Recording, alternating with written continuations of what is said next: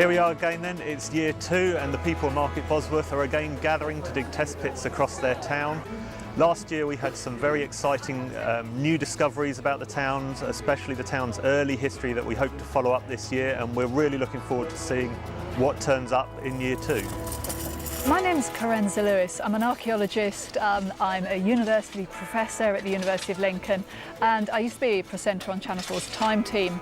I've done test pit excavation in more than 60 different towns and villages across England, and what this is enabling us to do is reconstruct the way these historic towns and villages have developed, have come into existence, have grown, have shifted, have contracted, have grown again over centuries and centuries. So here at Market Bosworth we've got, well, by the end of this weekend, the second year of digging, we'll have more than 50 test pits excavated across the whole town, and by dating the finds that come from that, we'll be able to see which bits of the town came into existence and were inhabited at different times. So we'll be able to answer sort of questions like, well, did they carry on living near the Roman villa? Or if not, when did they stop doing that? Where did they move to when they moved there? When was the area around the church first inhabited? Why is the church so far from the marketplace? How big was the village at its biggest? How was it affected by the Black Death? Some villages really flourished at that time, some towns did really well. Other villages and small towns actually really struggled, and many villages ended up being completely depopulated. Those are the ones we can investigate because there's nothing on top of them today. But it's the places that struggled back into existence that we will find out more about, and Market Bosworth is one of those. It's wonderful being here today to see all the community joining in together on this wonderful sunny day, doing archaeological history, and it's nice to see all of the generations doing it and getting the community together.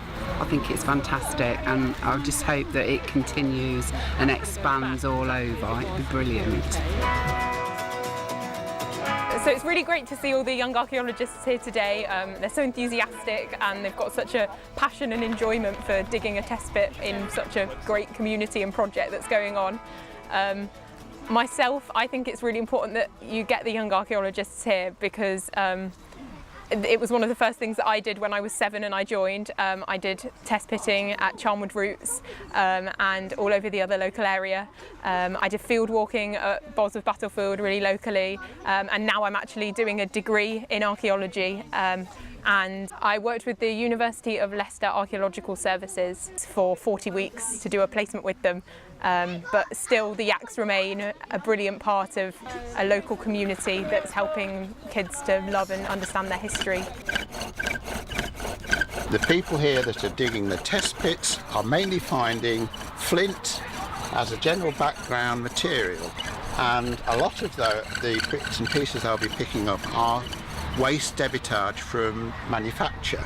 There were quite a lot of people back in prehistoric times living in this area who were making flint tools, and I like to be able to put together these bits and pieces and show how they worked as tools, functioning tools, and I use them to see what they can do, what they're capable of. We were very lucky when I first started field walking. We found arrowheads in the locality, and this intrigued me so much that I wanted to be able to produce the same items that we were finding, and I taught myself. It took me nearly 5 years to actually produce an arrowhead. When there's nobody to ask, then there's no prehistoric uncle to ask. You know, you have to do it by trial and error, and that's how I've gone along. But luckily I managed to manufacture all the tool types that we were picking up in the field. So you know what you're doing. Very good.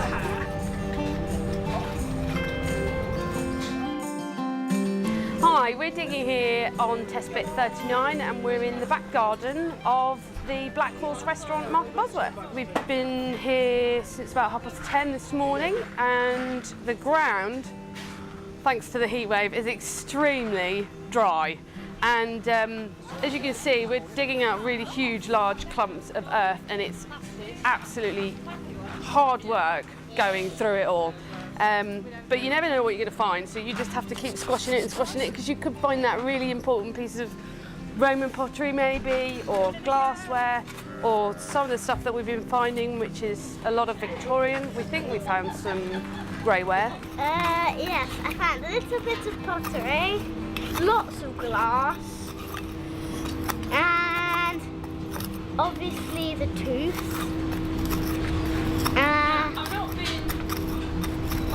The other thing, I can't remember what it is, but that's pretty much it. You've had a good day so far? Yeah, I have. Okay, we had a stone feature in the bottom corner there, which we thought might have been a soak away, but well, we're still not sure. But it's made up of this, which is possibly, I don't know, stone from an older building. Don't know, it's for you guys to find out, I suppose. But that was quite interesting. We found a lot of different pottery, a little few bits of clay pipe, lots of building material. So we're not down to the bedrock or the ground soil yet. So it's quite deep down, but it looks fairly modern to me. Well, the reason I'm doing this is that I want to know what people did in the past round here. And when you get a bit of pottery, you think who's touched this in the past, how old it is, and you know, every piece has got a bit of history to it. How you doing? Are you interested in all this? We have been having quite a good productive morning. It was been quite a quick progress. I think we're on bit 4 or 5 now, and we've been finding quite a lot of Victorian pottery and up to 17th century pottery as well. And we found a few bits of animal bone too, with the cattle rib. We think might be like a barbecue or something going on down there. My dad is here with me today. He came with me because I want to do this as work experience, because I'm applying to university next year and I'd like to study a archaeology and history course, so I thought it'd be a good work experience to put on my CV to apply to university. I think archaeology is great because you can compare it with the literature. You can fill the gaps with archaeology that you can't do with literature. And I think if you combine both literature and archaeology together, you might maybe get a clear answer of what went on in the past, which is why I think it's good to study archaeology as well as the history. We haven't really found much ancient stuff around here, but I think it's just interesting in general to really see for yourself the physical aspect of finding the pots in the ground and realising these are from earlier periods in time where people actually lived and used these. Right, well we're on level 3 now, so we're getting towards 30 centimetres down, and we've come across, all we can say at the moment is a collection of stones. We can't say what it is for definite yet, but they are in situ, so we don't know whether it could be anything, or it could be that it's just been some stones that's just been put down and then covered over. But the more we uncover, the more we'll find out. But nothing seems to be in a line yet. So we've found quite a lot of medieval pottery, which we're really pleased about. A lot of green glaze, a few bits of Cistercian ware, some purple ware as well, and some Midland pottery. Possible tessera as well. The small Roman square pieces of floor tiling. Again, that still needs to be confirmed, but it's very exciting when you find something like that, something different. So we've been really excited with what we've been finding. So this is Silk Hill, and the results from the 52 test pits across the town suggest that this is where Market Bosworth started. So these hills, Silk Hill, the hills on this side, the hills on this side, are where the earliest finds were discovered. We have Roman activity over here behind the houses. There's a known Roman villa site there, but we've also got prehistoric activity on Silk Hill. We've got prehistoric activity at the schools over to the west. And really excitingly, this hill and the villa site were where early Anglo-Saxon pottery were found, and these are the first discoveries of that period in Market Bosworth. And it now suggests that Market Bosworth as a settlement started at the villa site here on Silk Hill. That was in the Roman period, so in the sort of 2nd to 4th century AD, and then that occupation carried on into the Anglo-Saxon period, into the 6th and 7th century. But Market Bosworth as the town we recognise today didn't start here, it's moved south to its present location in the 9th or 10th century, most likely. This is the marketplace, and today this is the heart of Market Bosworth, but that wasn't always the case. Pottery from our test pits show that the town started along Park Street to the east of the marketplace in the 11th and 12th century, and it didn't really move west to encompass the marketplace until the 13th and 14th centuries. In the 15th century, it's much harder to know what was happening in the town. The plagues and the famines of the 14th century would have had a serious impact on the town's population, and we've certainly got evidence of that. Some test pits have occupation going on up till the 14th century and then ceasing, and nothing happening after that. But other test pits have got activity going on in the 15th century, and life seems to be going on as normal in the vicinity of those pits. Certainly by the 16th century, though, Market Bosworth would be recognisable as it is today, with houses and shops surrounding the marketplace and developments stretching off on all the other streets. So archaeology is about digging a hole, but it's much more than that. It's then taking what you find in that hole and reconstructing what past might have been like. And from when you look in test pits, you might think that's absolutely impossible. How on earth do you do that? In this test pit, for instance, we've got all of this stone appearing along one edge. Could just be a load of random natural tumbled stone, but the diggers are actually finding medieval pot jammed in between the stones, which suggests there's something much more interesting going on. And so from the finds from this pit, they're finding lots of large sherds of medieval pottery, bits of roof slate with a hole drilled in it, for instance. These aren't the sort of quantities of pottery you'd expect to just find in fields where they've been turned over by the plough and they've sort of appeared through manuring scatters. This is suggesting that there's medieval activity somewhere nearby. And so it's possible that this stonework is actually part of a wall. The frustrating thing here is that we've just managed to only catch one corner of it with a 1 metre square, but it's suggesting there's potential in this area for future research. Soil. So this pit has uncovered some sort of stone curbing or the base of a stone wall about 50 centimetres down underneath the garden, which just shows when you dig a pit in a garden, anything could turn up. What this probably is something connected to the property's former usage as a farmyard, and we've got evidence perhaps of the farmyard itself or one of the farm buildings.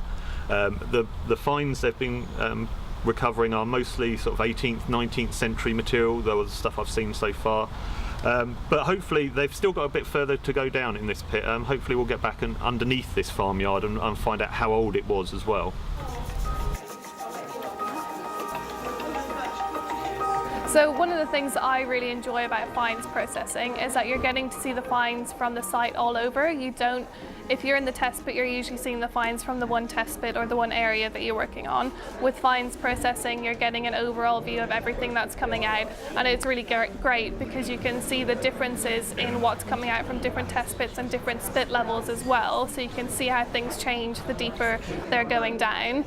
We're having some really nice stuff come out. We had a clay pipe yesterday that was stamped with John Matz. We also had a clay pipe today that was stamped with IW, so we'll have to do a bit more research and find out which clay pipe maker that is. We had a couple of pieces of pottery yesterday which have really interesting stamps on them. We're not entirely sure what it is. We've never quite seen anything like it before. It could possibly be some stamped tile. There's really nice dots and wreaths on it. So we need to do a bit more research into that and find out what it is too. So we're getting a whole really nice range of stuff from kind of the 1500s onwards. We're getting nice Cistercian ware, and then we're getting stuff right into kind of the 20th century as well. We're a team. We're a team. We've been married 46 years today, but we find our lives far more exciting washing these bits and bobs. This is from where? Main Street. Main Street, corner of Church Street. And it's at the bottom of the pit, so it's a metre deep. So obviously I'm not an expert, but that seems to go together. There's the handle, and that looks like some container of some description. So it's somebody who broke a valuable piece of pottery, and it was all thrown out when? 400, 500 years ago. and here we are now washing it on our wedding anniversary. Happy days. That's his best side, he told me. Bosworth Links has found evidence of human activity underneath the town that dates back over 4,500 years ago. Finds range from Neolithic pottery, 4,500, 6,000 years ago from Silk Hill, all the way through to a Japanese computer chip that was made this century and was found in a property on the marketplace. Sometimes it's the most boring looking find that is the most exciting. This little bit of black pot is early Anglo-Saxon pottery, and it was found on Silk Hill and is the earliest evidence we've got for post-Roman people living in Market Bosworth. Sometimes finds tell you something about individual people. These two bits of clay tobacco pipe were made in the late 17th or early 18th century, and on the base of them they're stamped. One has the name John Matts and the other his wife Jane Matts. And John and Jane Matts were Tamworth clay pipe makers, and when John died in the early 18th century, Jane carried on the business in her own name, and in Market Bosworth we've got evidence of that. We've got clay pipes being made by both of them. The finds from Bosworth Links have exceeded our expectations. We've got everything from Neolithic pottery all the way through to 21st century computer chips. The amount, sheer quantity of pottery recovered from the sites, the 53 test pits, is incredible. We've got huge amounts of post-medieval pottery, lots and lots of late medieval pottery, more than I actually expected we would find. Roman pottery coming from new areas of the town. The distribution is proving really fascinating insights into activity going on in the different areas of the town too, and we're identifying areas we would have never before thought human activity was going on. The Market Bosworth Society's community-led archaeological project Bosworth Links has been hugely successful. We set out to reveal the development and habitation of the settlement of Bosworth between 410 and 1086, a period of which previously little was known. With the help of our generous sponsors, our partners ULAS, the people of Bosworth, together with an army of volunteers, I know that the results from 2018, once combined with those from 2017, will confirm we've achieved our ambition. I am confident that we will have pushed our understanding and knowledge even further back into prehistoric times. The people of Bosworth have welcomed us into their homes and gardens, their schools and playing fields. And alongside our volunteers worked hard to dig over 50 1 metre square cubes in their gardens and playing fields, carefully documenting and keeping the finds to peel back time and reveal our shared past. The lasting legacy is not just of new skills, knowledge and an interest in archaeology, but also of new friendships and lasting relationships. I am immensely proud of our success, but also very grateful for the opportunity to have been part of Bosworth Links, and thank everyone who took part and supported us.